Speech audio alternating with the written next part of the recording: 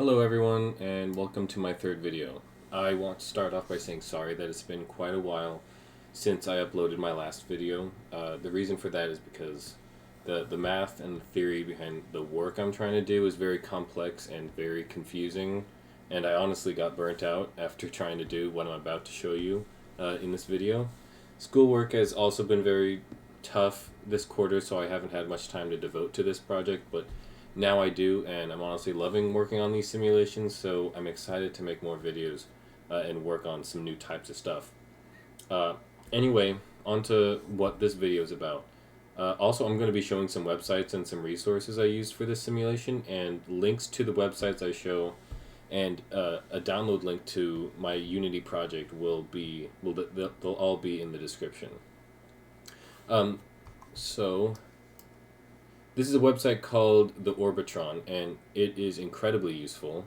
It gives you equations, it shows you different orbitals, gives you information on how they were created, a super useful resource, and on each orbital there's information on all the different equations that are associated with it,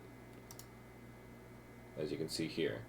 In another video, I think I'm going to explain what I've learned about all these different equations and what each of them mean, as I currently understand them, of course, but for now, here's what I wanted to recreate. Give it a minute to load.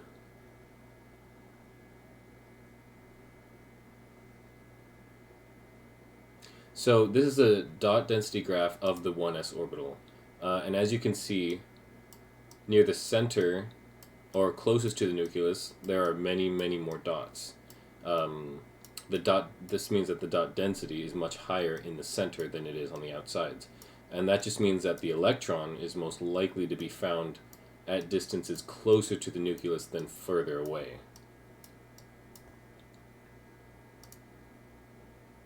This equation, which is the probability density function of the electron for the 1s orbital, is what models that dot density equation that you just saw.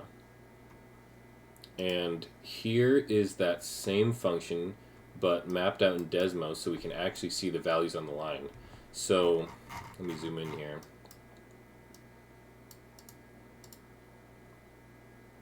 So here at the y-intercept, you can see that x equals 0 and y equals 0.3183. In this function, y is the probability of x occurring. So in other words, there's a 31.83% chance that the electron will be 0 Bohr radii away from the nucleus. And down here,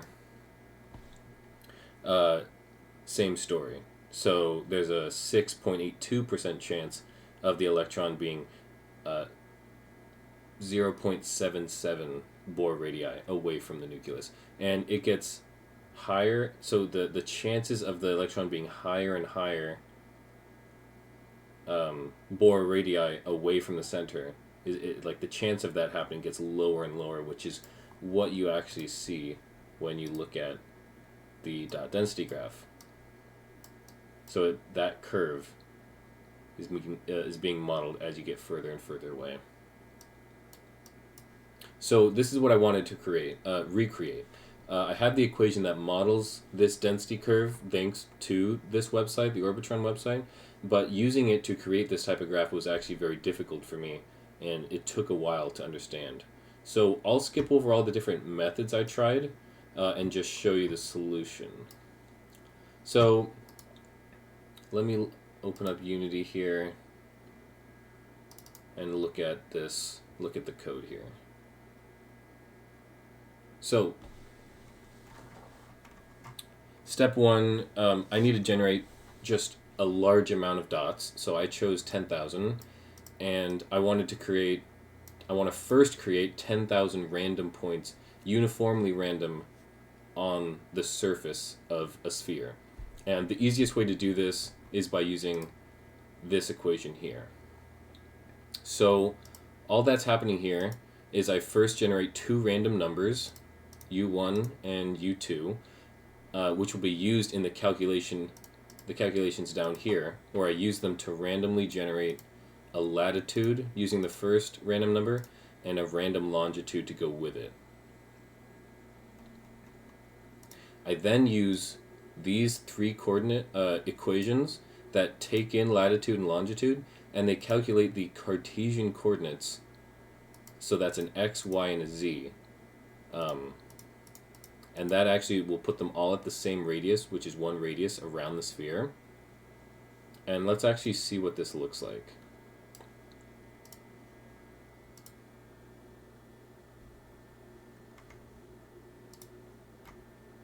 So yeah, that's what it looks like. It looks pretty cool, but this is 10,000 random points, all one unit in unity, but in reality it would be Bohr radii, away from the center, which is the very center of this main sphere, right in the center, which I'm just using as the nucleus.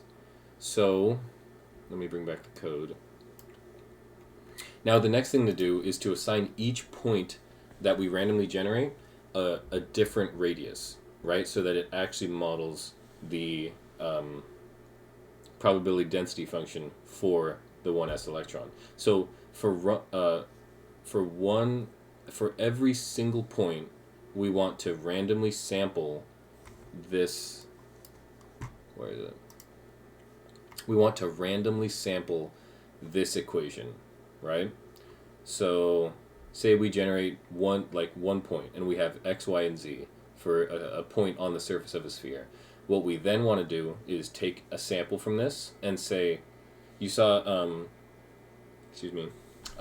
when I showed you on Desmos that there was a 31% chance of the radius being 0, right? 0 Bohr radii. So we want to set it up so that when we sample this equation like 10,000 times, 31% of the time we'd actually be getting a 0, right? And so I'll show you the code on how I'm actually doing that.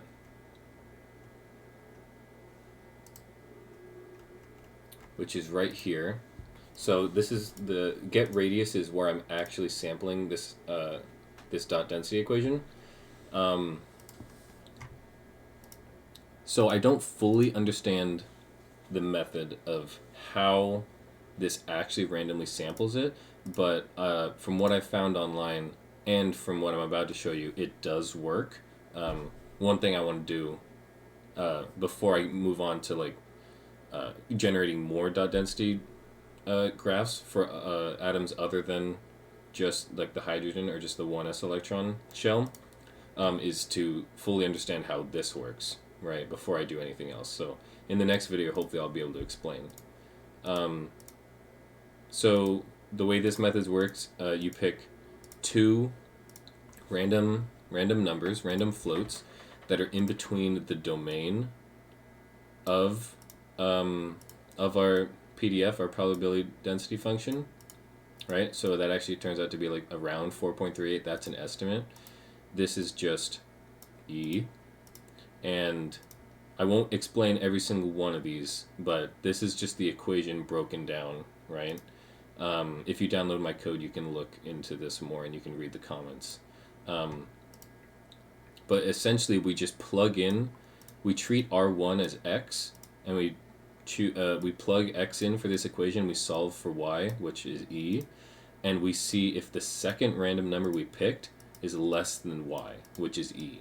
And if it is, then we're actually going to return R1, X, and that number is going to be the radius, right? So I've commented it out here, but let me just uncomment it. So we're getting a new radius, and it's equal to get radius, so we're calling that function. And we multiply each coordinate by that new radius, and that actually calculates a new Cartesian coordinate that will be this radius away from the center, right? So then all we're doing the exact same thing. We pass in the new x, y, and z, and we just instantiate the dot prefab at that point. And let's see what that looks like. Stop that. There we go. And yeah, that looks pretty cool, right? So let's pull up the Orbitron. And okay, I'm going to do this in two different things. Okay.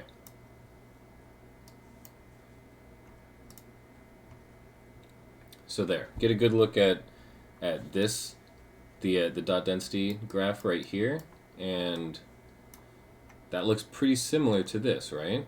So what we have here, I think it is working, and it looks pretty close. Like I said, I do want to understand the math behind sampling that distribution a little better, but it seems to be working. So that's really, really cool.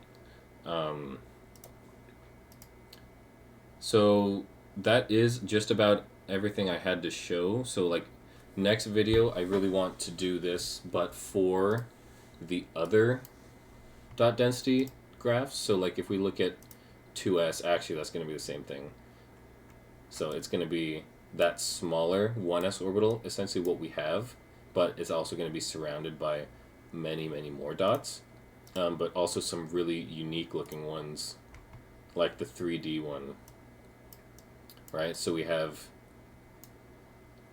this red area on each pole, and then we have this disk around the center, which looks really cool. So I don't know how many I'll have working by the next video, but I'm excited to get working on that and then to be able to show you guys. See, that just looks super cool. Anyway, yeah, so that's about it. Like I said, all links will be in the description. You'll be able to see this my Desmos thing, the Orbitron, and I'll have a download link to this Unity project, so you'll be able to run this. Did I just crash it? Let me just stop that. So yeah, thank you again. Thanks for watching, and have a good rest of your day.